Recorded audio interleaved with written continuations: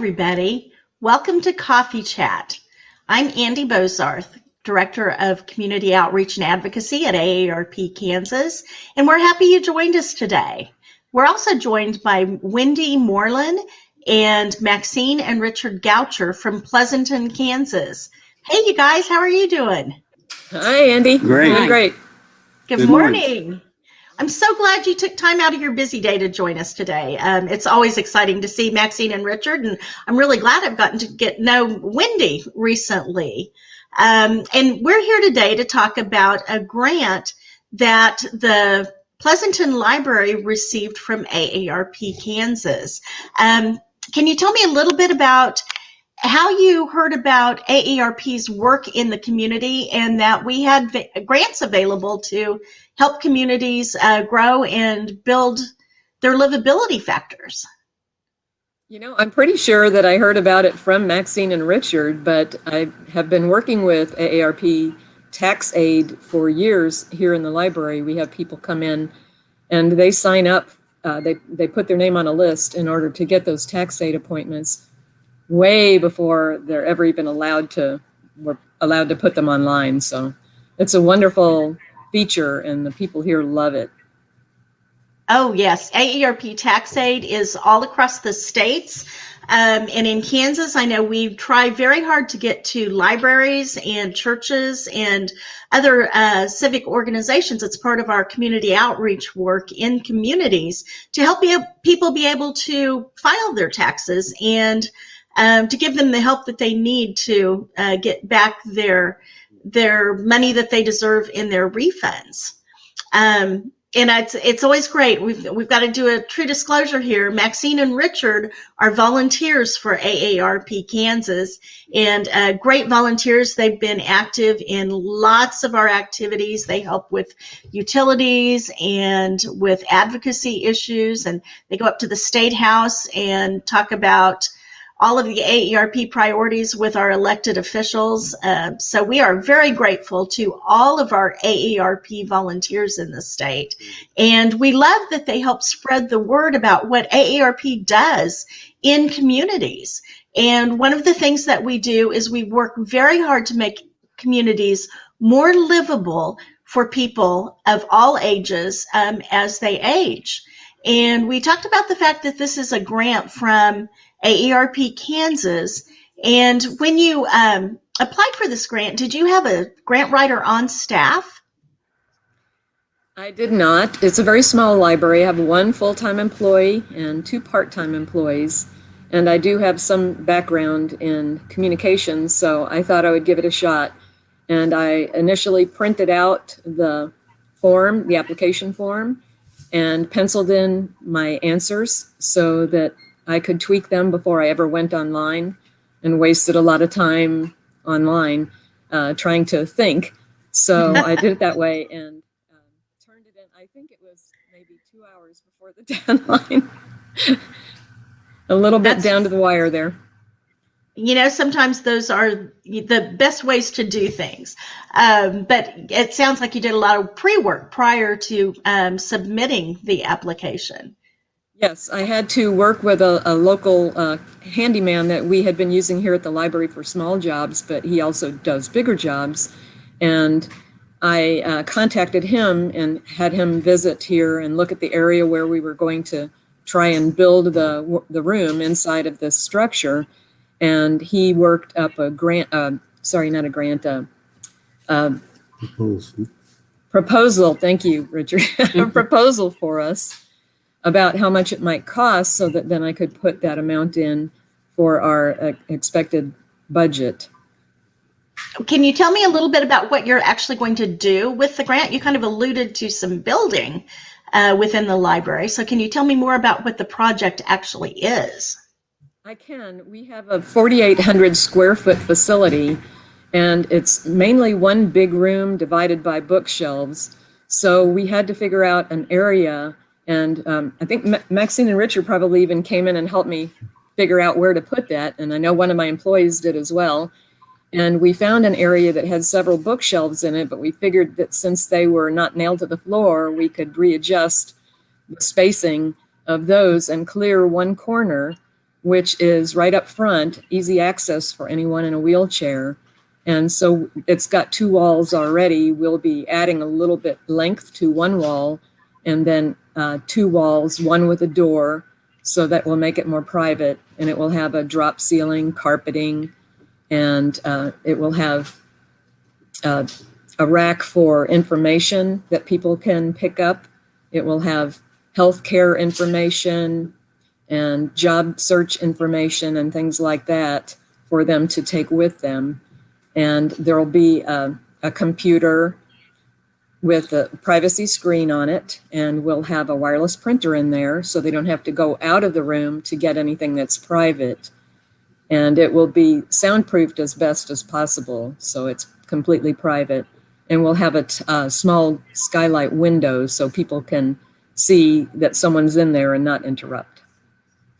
So how are you envisioning this room? It sounds like it's going to be a great private room separated from the entire library. And how are you envisioning it being used?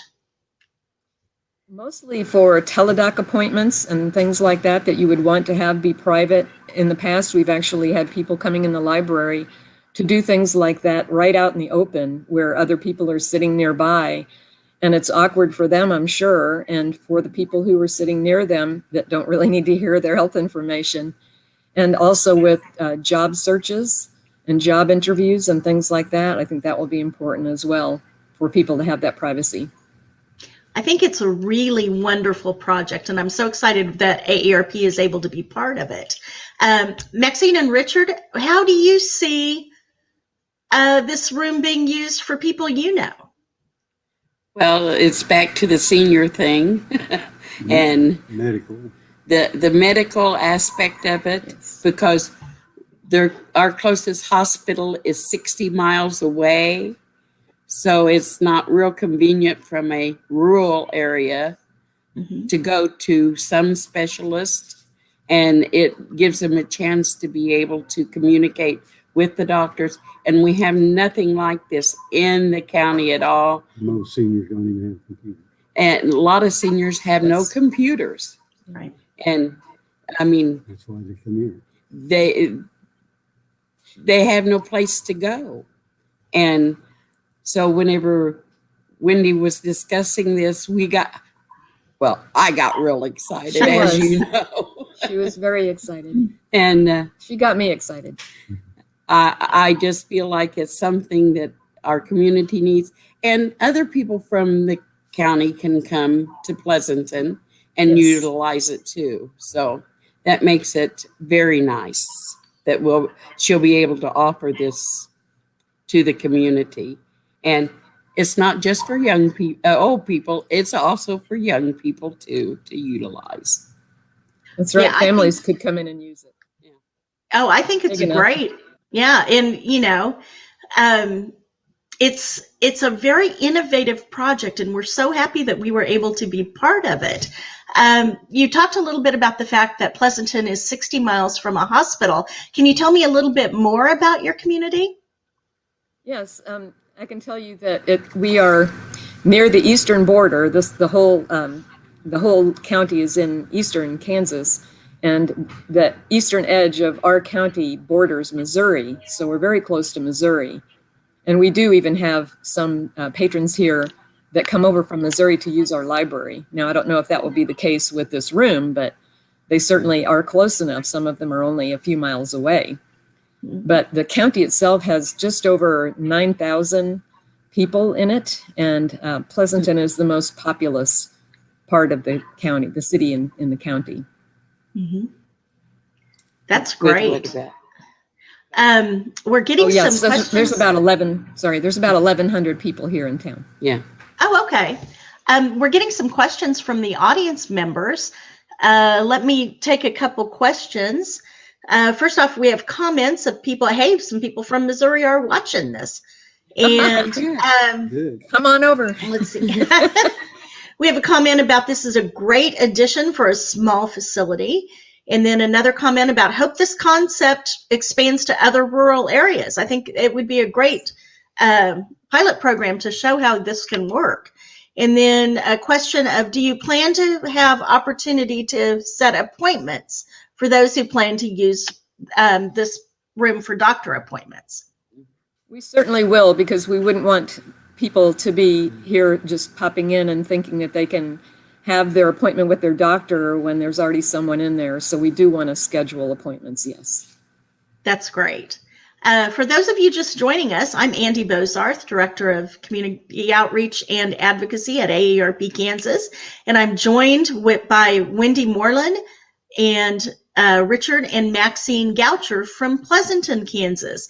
And we're discussing some activities happening in Pleasanton to make it more livable. And specifically, we're talking about grant that AARP Kansas made to the Pleasanton Library to expand its capabilities in broadband use. They are going to be building a private room so that people can take doctor's appointments and do job applications in this private room at the library if they don't have access to internet at home.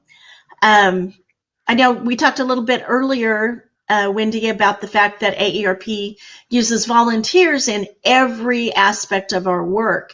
And do you see the library being able to utilize volunteers in the work around scheduling this room or working at the library?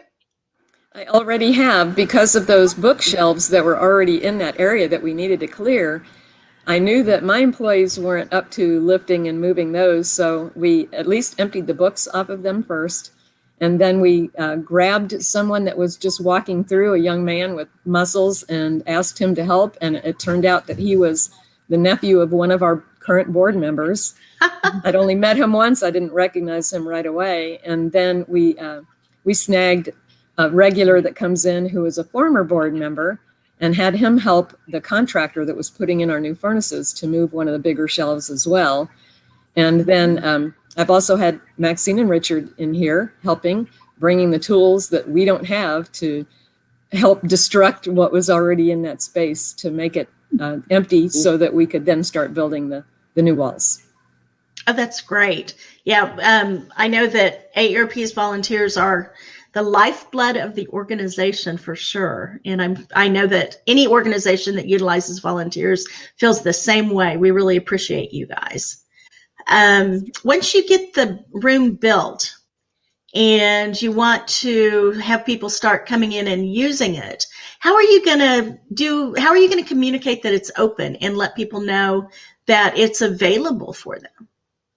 I have many ways to do that, and for 10 years, I've been here 13, but for 10 years I did a weekly newspaper article for our local newspaper, and I will resume that, and will advertise it that way.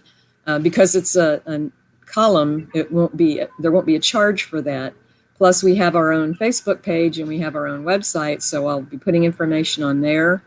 And then I have a background in graphic design capabilities, so I'll be producing flyers to put up around the community, not just in Pleasanton, but also in the other surrounding communities. And I can send those flyers to other libraries here in the area through our courier service and have them put them up in their libraries as well. Wow, it sounds like you have a great communications plan already in the works. Yes, ma'am.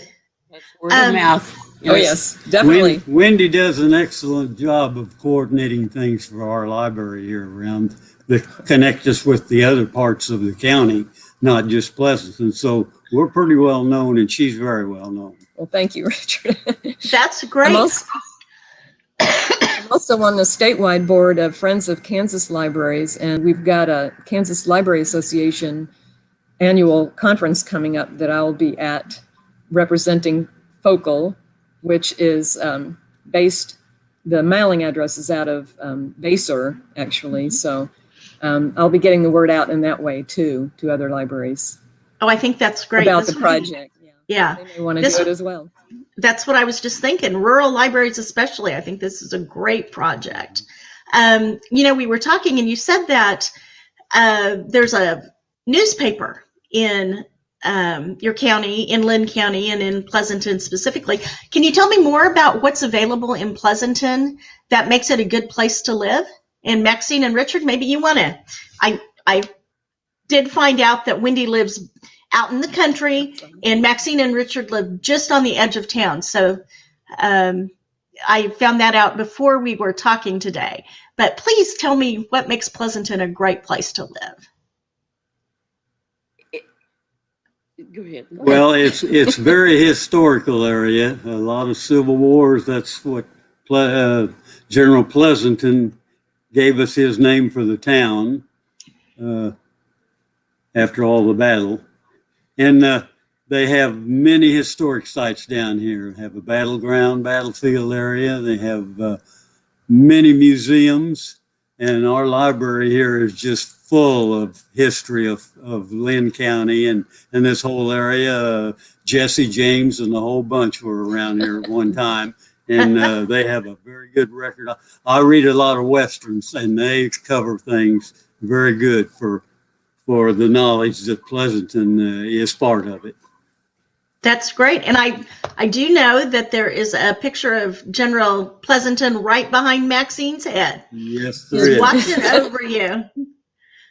I'm also on the foundation board of Mine Creek Historic Battlefield Site, so I stay in touch in that regard as well and get involved in their activities.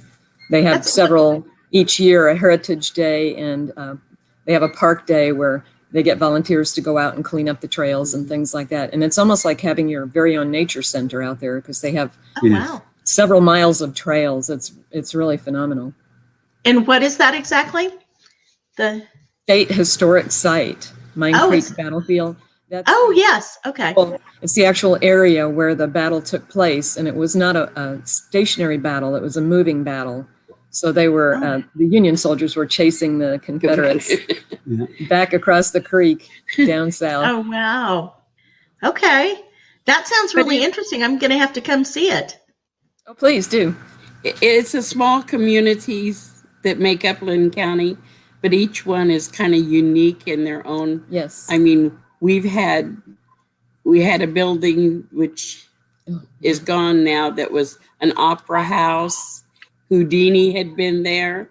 Yes. Susan B. Anthony had been there. So, there's a lot of history, and it helps whenever you're a small community to have some attractions. And we were just discussing, we have a great big convenience store with a well-known name that has helped Pleasanton immensely. We have a brand new, well, it's not completely, but a clinic in our area that God had blessed us with so many things through a hospital closing that was only 25 miles. So these things don't seem important to a lot of people, but to a rural community, in order to have that laid back country feel living is very important. And a library that supplies access to computers that people don't have at home. I mean, that's how I first, when we got into volunteering for AARP, this is where I came to stay in contact with you guys. That's So, great. Yeah. It's important for it to be here. And we have children that have no connection to the system. They come and sit on the benches out front whenever the weather permits. So they have access to Wi-Fi. Oh, that's great. I think I just got a visual of kids sitting outside on a bench, hanging out with everybody and being on Wi-Fi. So, Well, yeah. this will also help maybe get some of them inside helping teach us seniors how to use those computers a little better, because that would be great. some of them they're very sharp on this computer stuff, and there's so many of us that didn't have computers. We haven't had in our home up for the last year and a half, so, and there's many people there that make a lot of teledoctor appointments, and so this is going to be fantastic for them. It really is going to be fantastic. And speaking of it being fantastic, do you have a timeline of when you think it will be completed? Yes, the young man that's going to be working on the walls and floors and ceiling, etc., he is promising that he will have it done in October. So we will be promoting it heavily as soon as it's finished. And after he's done with the basics, I'll probably be calling on some volunteers to help with the decorating. Painting and decorating, yes. Helping maybe select the carpeting and things like that. And then it's just a hobby, but I've been taking a lot of photos since I've moved here to the country. I came here from Springfield, Missouri, and I lived there 30 years. But this area is so picturesque. Even in my own backyard where I have a pond and trees, I've been taking a lot of pictures. And Maxine and other people have been helping me pick out the pictures that will give people a sense of serenity when they use that room, because sometimes those teledoc appointments can be a little bit disturbing, could be. Right. Same thing with job interviewing. So we're going to pick a very soothing color for the walls, and then I'll have some of the pictures blown up to put in there. We've also gotten a donation from the daughter of a former library employee, and that will help pay for the bench that will be in there, and it'll have a padded cushion, and Maxine's going to sew the cover for that for us. And then the pictures will be, she wanted us to plant a tree and have a bench. So we've got the bench, and there will be pictures of trees in the room as well. Just very soothing. That's nice. I love this project in so many ways. And I love that you've gotten your community involved so that it is a community project at the library. It's more of a community project at the library than it is just a library project. And I think that important. It's an excellent example of what can happen when a community comes together and creates a common goal that they want to accomplish. So I'm very proud of you all.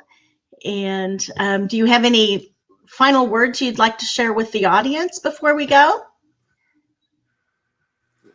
Well, I think this will be a very unique project, and I hope to see that it fans out and starts touching all the other libraries in the whole. We'd like to see the whole county connected up library, and that'll just make the telecommunications system that we don't have down here much more effective for the people that really need it. I'd like to ask if there are people in the audience, and even on as you post it later, if they would like to see some before and after pictures along the way. We would love that. Actually, I'd like you to come back and be on Coffee Chat once it's completed so that we can do kind of a walkthrough and you can catch me up on how great it ends up being. Good idea. So please come back. To see some of the library now? Uh-oh, I think we lost her. We're having a little trouble with our connection. Oh, I'm actually here. Can you hear me now? You're coming and going. Okay, well, on that note, what I'm going to do is I'm going to tell you goodbye and thank you for joining me today. And thank you to the audience for joining. It's always nice to have you here. Come back next Wednesday at 10 o'clock, and we will be discussing Alzheimer's research with the University of Kansas Medical Center. Thank you very much. Thank you, Andy. Bye. Thank you, guys.